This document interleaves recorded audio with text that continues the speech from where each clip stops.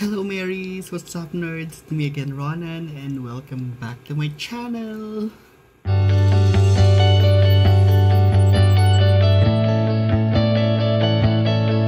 Hello guys, how are you guys doing? I hope na everyone is safe and parang magda-lockdown na naman tayo, no?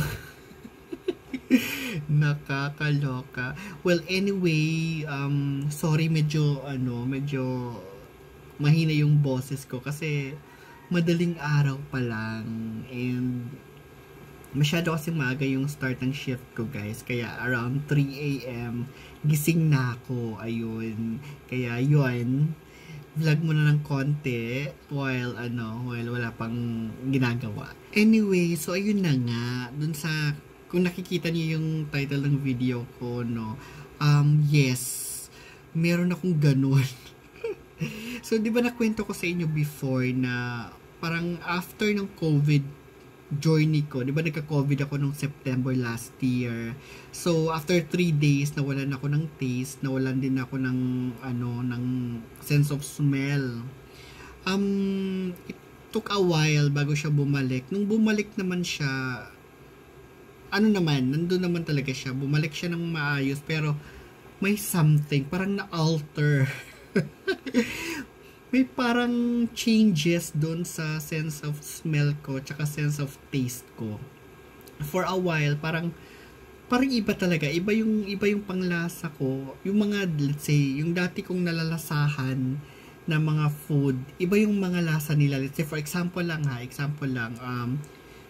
umiinom ako ng Coke Zero. Iba yung lasa na niya sa akin. Hindi na siya lasang Coke Zero. Umiinom ako ng mga, let's say, orange juice. Iba na yung lasa ng orange juice. Hindi na siya yung orange juice.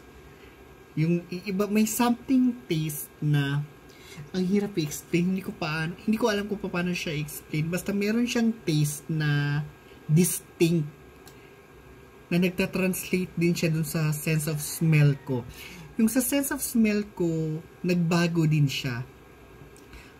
Di ba for a while, lagi kong sinasabi na hindi siya 100% na bumalik. Lagi kong sinasabi na 80%, ganun before. Pero nung bumalik na talaga siya, iba yung niya. Let's say for example, yung pabango ko. Iba na yung amoy ng pabango ko. Hindi na siya yung dati niyang amoy. So parang hindi ko na siya gusto. Pero alam ko naman na dati ito talaga yung pabango ko na gustong-gusto ko. Pero after ng COVID, hindi ko na gusto yung amoy niya. Nagbago meron siyang distinct na smell. Tapos sa panlasa ko, andun din yung distinct na hindi ko pa alam ko paano explain ko paano siya magta-translate into taste. Pero nalalasahan ko rin yung yung sense na yon or taste na yon. Basta meron siyang distinct talaga. So yun na nga, tinanong ko siya kung bakit ganon. And then research ko din kung bakit merong ganong klaseng effect. Hindi naman lahat actually na nagkakaganon. Kasi I have friends na nagka-COVID na nawalan din ng taste, tsaka nawalan din ng smell. Pero nung bumalik sa kanila yung sense of taste at smell nila, 100% naman na bumalik. I think hindi lahat nagkakaroon ng ganito. For me, ako, then ilan lang. Pero, unfortunately, ako nagkaroon. Yung tawag ng disorder, I'm not sure kung disorder yung tawag sa kanya. Parosmia. Parosmia, yun.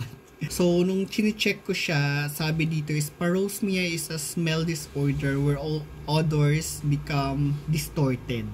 So, totally na-distort siya. I think hindi ganun ka lala yung sa akin. Kasi sa iba talaga, yung panlasa nila, basta lasang basura. Yung amoy basura, amoy bulok, amoy imbornal, gano'n. Hindi naman gano'n yung sa akin. Basta distorted lang siya talaga sa yung sa mga pabango, yung sa alcohol. Yung alcohol sa akin hindi na siya amoy alcohol. Yung pabango ko hindi na siya amoy pabango. Even yung shampoo ko hindi na siya amoy shampoo. Parang ganun. weird siya kasi parang I'm not sure kung hanggang kailan siya ganito. Pero weird kasi nga syempre hindi yun yung nakasanayan mo, di ba? Sa panlasa naman, oo, kasi syempre do hindi naman nawala yung appetite ko, pero syempre yung mga food na gusto mong kainin before, hindi na yun yung lasa nila. Andun pa, let's say for example sa fried chicken, nandun pa rin yung lasa ng fried chicken pero may something else.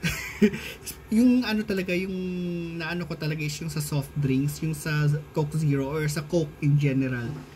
Para akong umiinom ng Mertiolet. Do hindi naman ako, never naman ako umiinom ng Mertiolet ha, pero yung, basta iba-iba yung lasa niya talaga. I'm not sure kung sa inyo na may naka-experience na ba ng parosmia. But for me, ito yung na-experience ko now. Hindi naman siya major talaga. Pero in a way, major na rin siya. Kasi syempre, na-distort yung ano eh. Syempre, let's say for example, foodie ka, yung mga favorite food mo before. Hindi mo na siya magiging favorite kasi iba na yung lasa niya. Pero alam mo naman before na favorite food mo yun, di ba?